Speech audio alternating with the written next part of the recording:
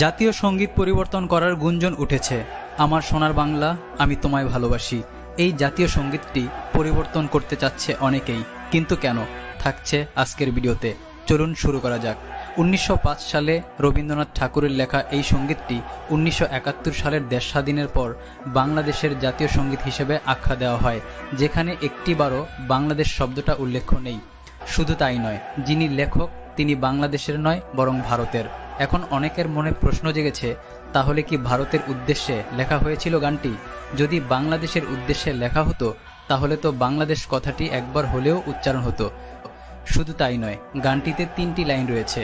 এর মধ্যে একটি, তোমার আকাশ তোমার বাতাস আমার প্রাণে বাজায় বাঁশি, ওমা আমার প্রাণে বাজায় বাঁশি। এখানে মা কাকে বোঝানো হয়েছে? একটি মুসলিম দেশে সৃষ্টিকর্তাকে আল্লাহ না ডেকে মা ডাকবে কেন? এর জন্য আলেমরা এটা শিরক বলেছেন। এর জন্য অনেকের দাবি, গানটিতে যেহেতু শিরক রয়েছে, আবার বাংলাদেশ শব্দটি উচ্চারণ নেই, আমাদের দেশের কোনো লেখকও লিখেনি। ইতিমধ্যে যেহেতু অনেক দেশের জাতীয় সঙ্গীত পরিবর্তন করা হয়েছে, তাহলে আমাদেরটা কেন নয়? বিপক্ষেও অনেকে বলছে জাতীয় সঙ্গীত কেন পরিবর্তন করতে হবে। এবার আপনি ভেবে দেখুন, মন্তব্যটা করে যান, আপনার মতামত কি জানিয়ে যান।